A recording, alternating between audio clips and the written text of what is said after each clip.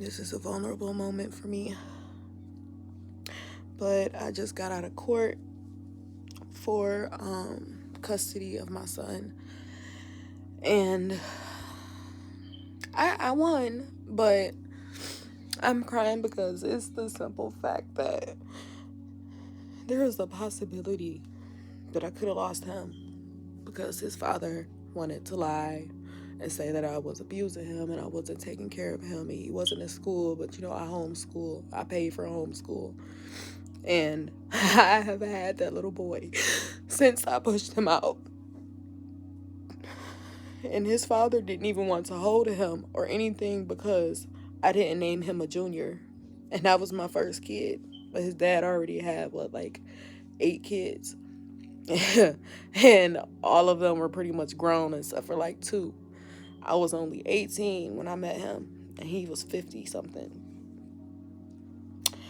So yeah, my first child, I was not naming after him, especially when he, didn't give me the proper treatment. And after I had my son, he didn't want to look at him or anything. My dad had to force him to come sign a birth certificate. And then now today, he tried to sit in front of the judge and lie and say that I never tried to cooperate with him. I have given him more than enough days. He only has 1 day on court papers, which is from Saturday to Sunday. But over the last 3 years, I've been letting him have his son, like weeks, days at a time. I even let him stay with him for the summer. And he lied and said that I didn't. And then recently, like after he tried to file for full custody, that's when I went back to the regular 1 day thing. Because if you're trying to file custody and you claim that I'm such a bad parent, then why, and I'm not cooperating with you, then why would I keep giving you extra time when I don't have to? So he tried to use that as in, like that's what I've been doing. And it's not. And it's crazy because once the judge said that there's no harm or the child is in a safe environment and you don't have any proof that he needs to be removed from the home, and I provided proof that he is in school, he does have a school curriculum and stuff, and that his shots are up to date and everything else, he told him he wasn't changing custody. And after that, he just started going off. Like, he was just like, I'm good. I don't care. I'm about to hang up this call. I don't got nothing to do with this. I don't care. I'm good. Because the judge told him that, he could file for change of parenting time, but he's denying the move of custody. And it's crazy because this morning I had a dream that one of my kids died.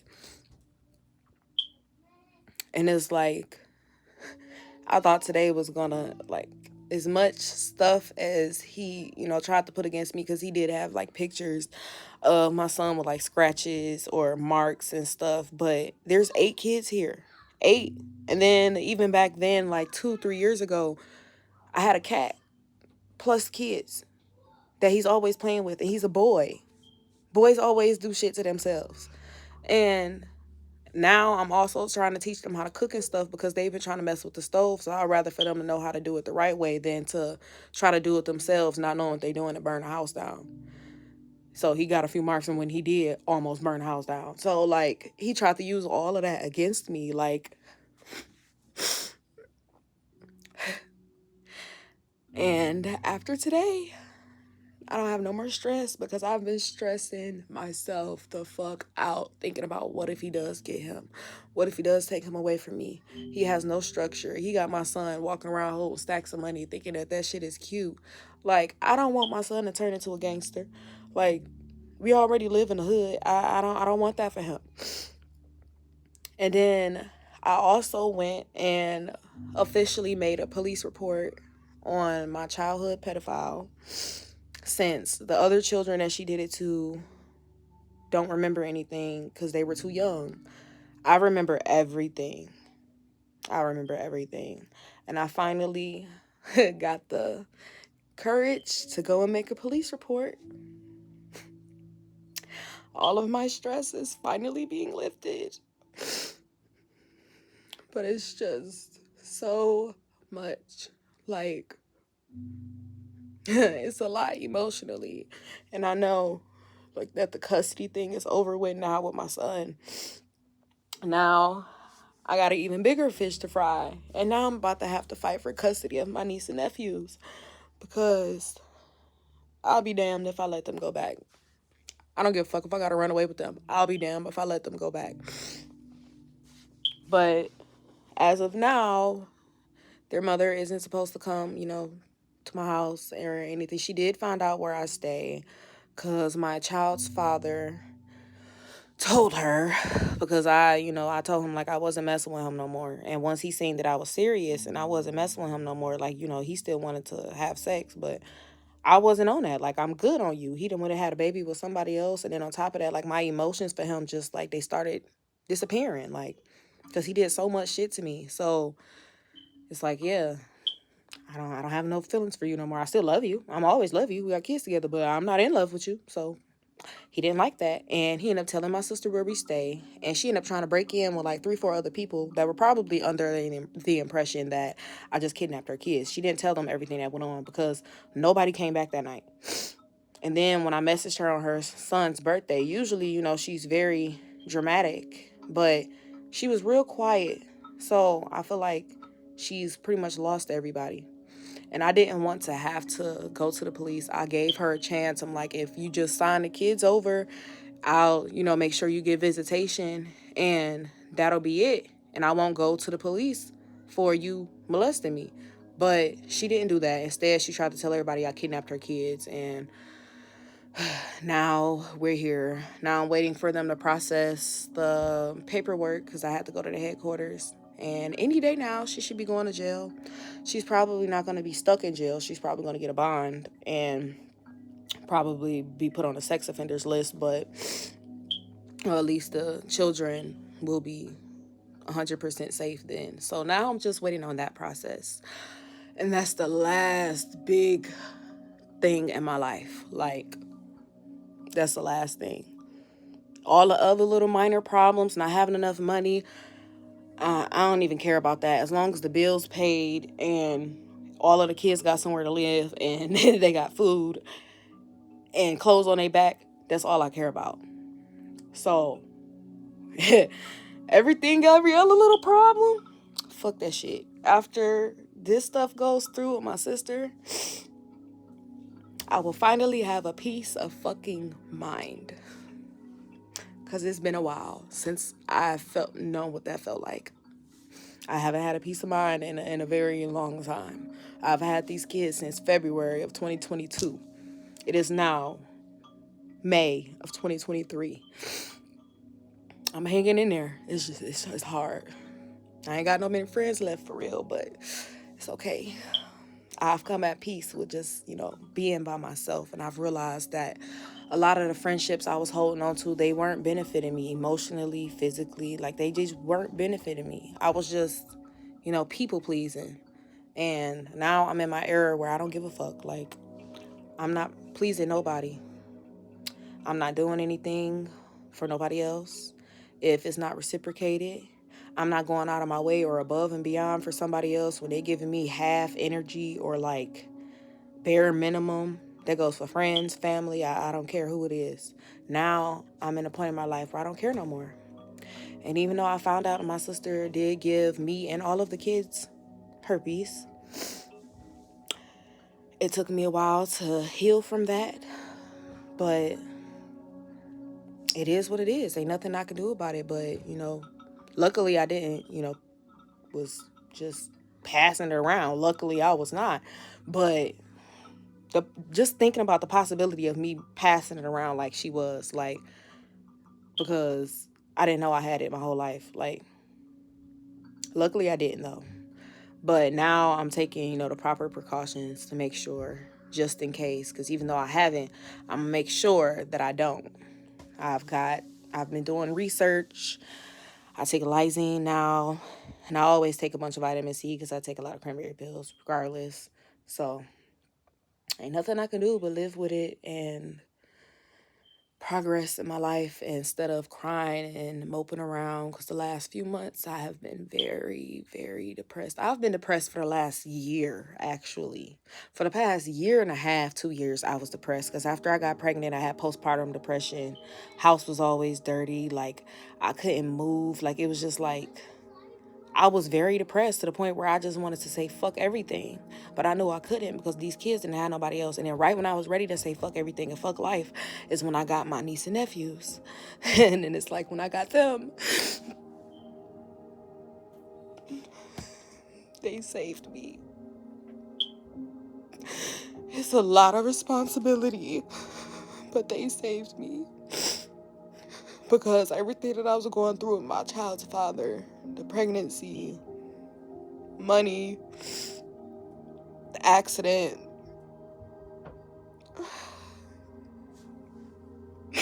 I was ready to end it all and just let my kids go with their other parents and just say fuck it. But it was like right when I got them, it's like I had a reason to keep going because, yeah, my kids didn't have the best mother, but I realized that my niece and nephews, they were going through the exact same thing that put me where I am now. If I wasn't molested, my life would be completely different. I wouldn't have multiple baby daddies. I wouldn't have all these kids because I wouldn't be looking for love in the wrong places. I feel like I had a sense of purpose, and that's what I want to give them. I want to make sure that they have a sense of purpose, like they have a reason to live. And I realized that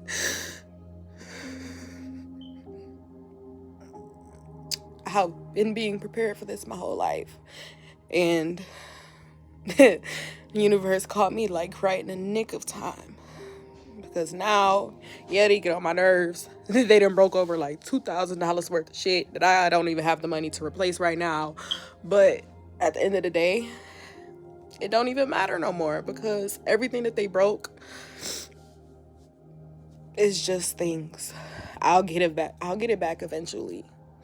My thing is making sure that they're safe and they're okay, no matter how much they stress me out. Every morning that I get up and I hear them and I see them, it gives me a reason to try harder every day. That's why I'm homeschooling, because I don't want them to go out into the world and go to school and get introduced to things that, they shouldn't be introduced to, when my niece and nephews already have been introduced to things they shouldn't have been introduced to. So I'm trying to minimize that. And since I have been homeschooling, I can't go to work. I can't really do anything. So I work at home. I sell food and I make skincare when I can and do makeup every now and then. But that's about it. I mean, I make a decent amount of money to cover my bills. But yeah, like, I wouldn't change it for anything. It's much shit they done broke. They done broke brand new beds. Remind you, it was 8 kids. That's 8 beds. They done broke them all except for one. All they got is mattresses right now. And I gotta buy them some more bed frames. But it's okay. Because I remember when we didn't even have mattresses to sleep on. We didn't have nothing but blankets. So I am grateful. I am very grateful. Hopefully we can move again soon. I gotta start making some more money, and I gotta go about it, cautiously now that their mother knows where we stay. I usually go out front and barbecue, and, like, people around the area and some people from social media come and, shop with me. But now, and the kids, because we got like 2 fences, so the kids can be on one side of the building in the fenced area, and I'll be on the other side of the grill. But now I can't even do that because their mother knows where we stay because of my bitter baby daddy. So now I have to have a babysitter in the house in order for me to even go outside and cook. Oh, my lipstick is a little crooked. Oh well. I ain't fixing it right now. But yeah, that was all. I didn't mean to cut my hair crying. I'm a very emotional person when it comes to stuff like this. Like when anything pertaining to kids, no matter if it's my kid, somebody else's kid, neighbor kid, stranger kid, I get emotional. Because I just wish, I really wish that I had somebody. I really wish that I had somebody the way that I got them when I was going through what I was going through. I know some family, and I know my mother probably had suspicions, but that whole time, like, I was innocent. I didn't even know. Like, back then, I thought that shit was normal. Like, that's why I never said anything. And then as I got older, that's when I started becoming hypersexual and staying with guys in relationships that I know was no good for me. That's why I got 3 baby daddies and 4 kids. And I don't fuck with either one of my baby daddies. The one that I did, give props to, we just had the court thing today because, yeah, he tried to get custody and they've denied it. So, yeah, I'm literally on my own, plus 4 more, 8 kids. And I don't even know who my niece and nephew's dads are. I've been lied to so many times. Like, we all been lied to so many times. 1 minute is this guy, 1 minute is the next guy. Nobody knows who their dad is. So it's like I have to make up extra. I have to give them extra love so that they don't feel no type of way. Because, like my son, his dad is all about material things and money. He thinks money fixes everything. Money fixes a lot of things. But money doesn't fulfill your happiness, emotions. I mean, it may make you happy with certain things, but that's not the definition of happiness. Money and materialistic shit ain't gonna go with you when you die. Money and materialistic shit ain't gonna instill any values in you as you grow older. And I'll be damned if my son grows up just to be another hood nigga. No, they're better than that. All of them are better than that. My niece, my nephews, all of them. And I'm trying to show them that it's hard. I think the only thing that's like burdening, the only burden that I have right now is financial issues. Like that's it. But other than that, the values, the confidence, affirmations, the love, all of that is there. I mean, we a little ghetto because I cuss a lot. I do. I sure do cuss a lot. And I don't whoop kids unless they, they doing something dangerous, like, or I done repeated myself like 5 times. Then yeah, I'm gonna pop your ass. But other than that, I pretty much just let them do whatever they want to. That's why my house is pretty much fucked up all the time. It's 8 kids, so I usually clean up in the morning after breakfast, and then I'll clean up at night before everybody go to bed so I can go to bed and walk through the house without thought of being dirty. But throughout the day, if you come over my house and it's messy, it's 8 kids. Get over it. I mean, I clean my kitchen though. My kitchen stay clean. But yeah, it's 8 kids. And if you come over and my house is clean, or you literally either just caught me right after I got done cleaning it, because they fucked that shit up literally in 5 minutes. I'm not even lying. I remember I cleaned the house like front to back. Probably, 3 days ago? I cleaned it front to back. When I say I came in my room for a smoke break and went back out, literally it's 5 minutes because I already had all my stuff ready to smoke. So when I go back out, it's stuff all in the hallway, food on the kitchen floor, toys everywhere, bathroom included. Like, I was mad. I was mad. I was mad. I had just got done cleaning up. So yeah, I made them do it. But yeah, so if you come over and my house is actually clean, you either just caught me or you somebody important. So I rushed through and hurried up and got it done. But if you ain't nobody important, I'm not about to rush through and do shit for your ass. I'm just not. Nah, if you want to catch me when the house is, clean, then come over at night or first thing in the morning. It's a jungle over here. It's 8 motherfucking kids. I don't care about nobody judging me. Oh, she nasty. Her house dirty.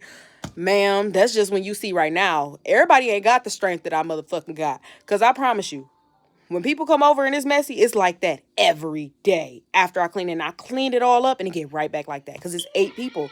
It's 6 toddlers and 2 bigger kids that act like toddlers. So, you know how toddlers are. As soon as they come in a room, they bring a piece of trash with them. Like, it's a piece of paper, candy wrapper, a toy, fucking hair. It don't matter. Like, as soon as they walk in a room, as soon as they step foot of that motherfucker, it's something on the floor. So, imagine 16 feet coming with trash. And then they don't just be walking and just no. They be running through this motherfucker like a goddamn tornado. Thankfully, my neighbor's downstairs. Me and her cool because, yeah, my kids be up here running back and forth like a motherfucker. Her kids do too, but... you know, it's so many of them, like, so I can't wait to move. When we move again, I'm getting a house again, like a regular house, and I make sure it got a basement, because I'm gonna set the basement up for them to have like a little play area. I got them like little activity tables and stuff, so I can homeschool the kids all in the same area while the other kids like over in the corner, so I'm playing with their little activity tables. Hopefully I can section it off, because yeah, like with us being all on one floor, I will never be able to keep this bitch clean. Like, never. Like, it will only time it will be clean. Like, yeah, if they have their own floor. Like, they need a whole floor. Fucking room. They need a floor. So, yeah, next house, we're going to have a basement. And that's going to be where they play at all day. Because I'm tired of my house being messed up. Like, I went from being depressed to not being able to clean up. And... damn near about to end my life to now that I'm able to clean up. I gotta clean up 5 times a day for it to stay clean. Hell, fuck no, I'm not. I got other shit to do. I cook food. I already gotta make sure the kitchen stay clean. Hell no. I can't be selling food, making butter, working out my house, homeschooling, taking care of these badass kids by myself, no help. And you think I'm about to clean up 5 times a day? Bitch, bye. You can judge me all you motherfucking want to. Guess what? I don't give a fuck, because you can never live the life that I motherfucking live. Can't nobody else take care of 8 motherfucking kids with no help. Literally, no. I don't ask nobody for shit. I don't ask baby daddies for nothing. I don't ask their mama for shit, because she ain't doing shit but trying to manipulate motherfuckers. So literally, everything, diapers, how many kids in pull-ups? It's 5 kids in pull-ups. You know how much motherfucking money I spend on diapers every month?